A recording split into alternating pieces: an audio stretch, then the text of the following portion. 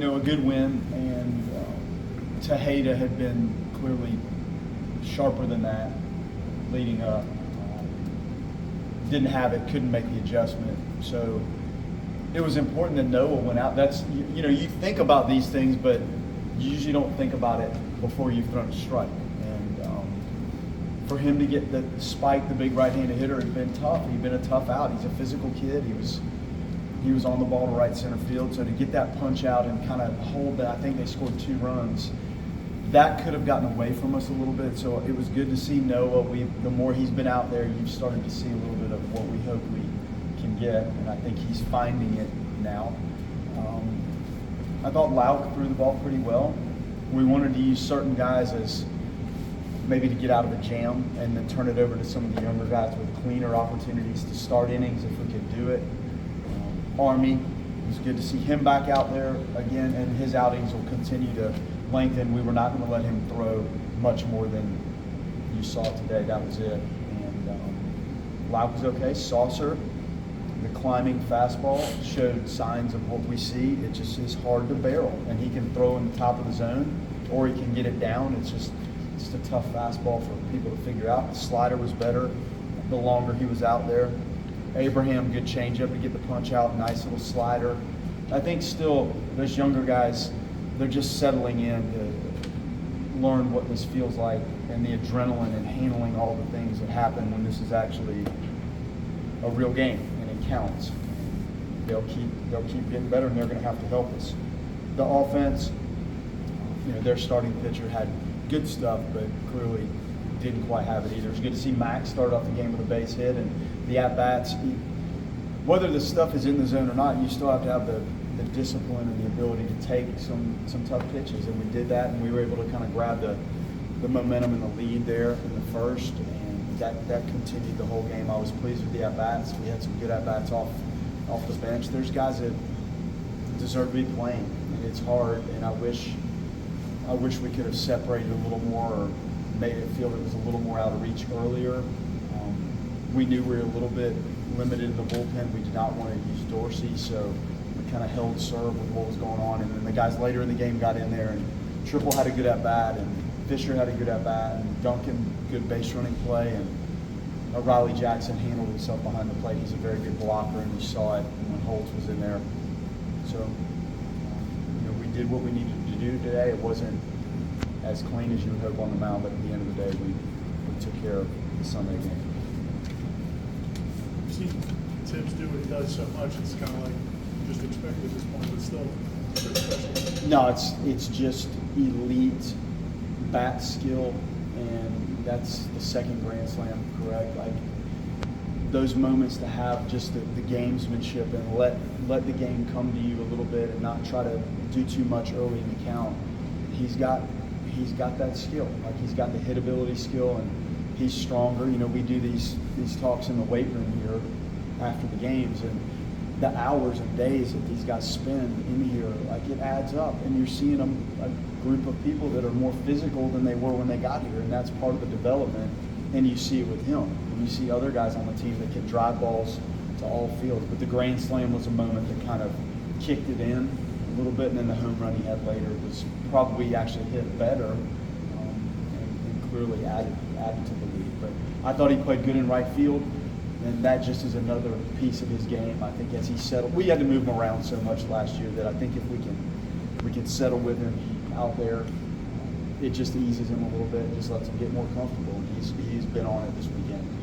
I think he'll have scored now in the first inning in 5 of the first 6 games. I know it's probably not a sustainable pace, but what can that do just for settling everyone in, getting that fast start?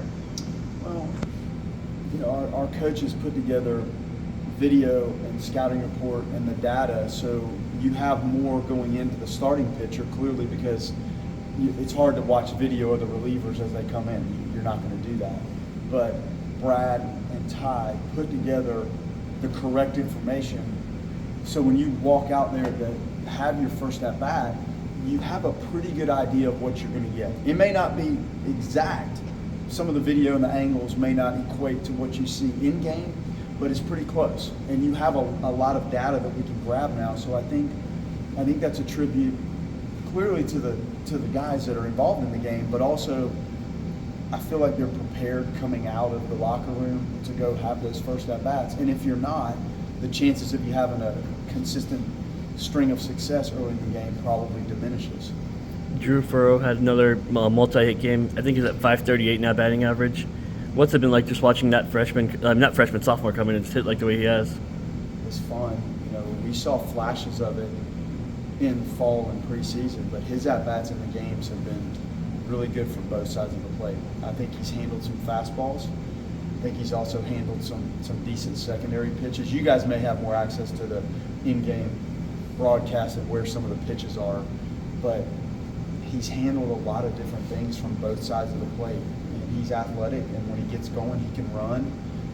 So that's been awesome, and it's great. And the length of the lineup, wherever we put he or Cantu or really anyone, there's some length in the lineup, and I think it's probably tough to be on the other side of that, navigating pitching to that group.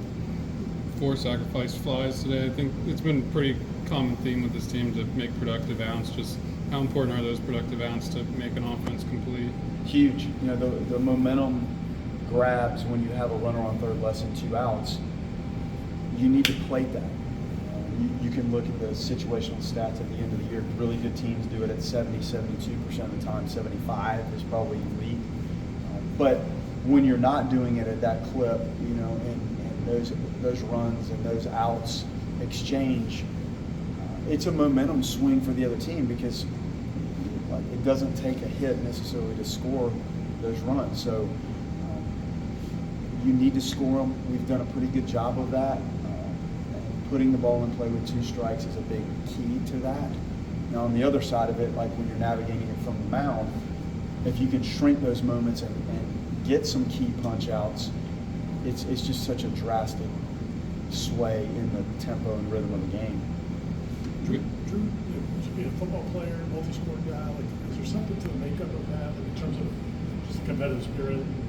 Yeah, he's a very thoughtful athlete. Like, he works very hard at it. He has a routine that he likes to follow.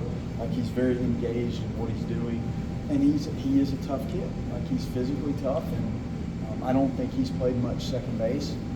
I felt like the last week or so of the preseason, he seemed comfortable when we moved him over there, and you know, he's a worker. He likes to work. And it's fun to see somebody that works at it go out there and have like in-game success.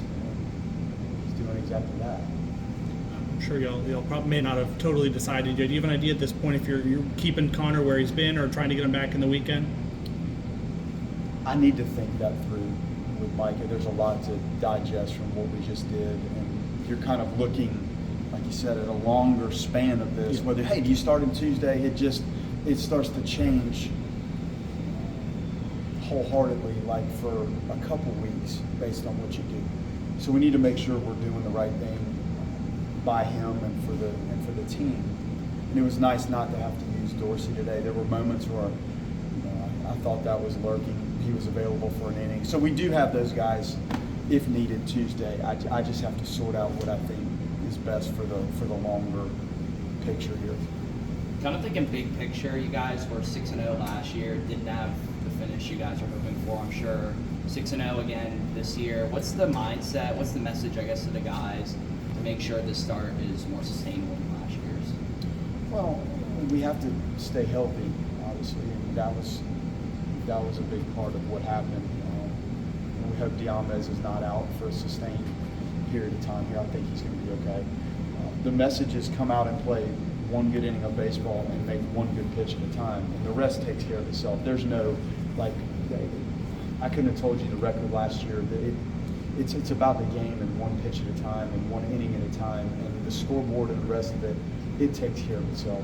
It's just coming out today and playing good, hard-nosed, solid baseball, taking advantage of the opportunity. When we give you an opportunity, go take advantage of it, and you just have to roll through it like a machine, and the scoreboard will reflect how well you do that.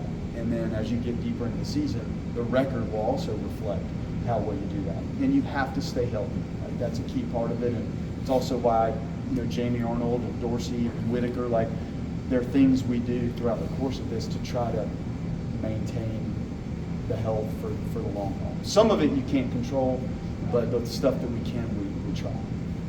Awesome.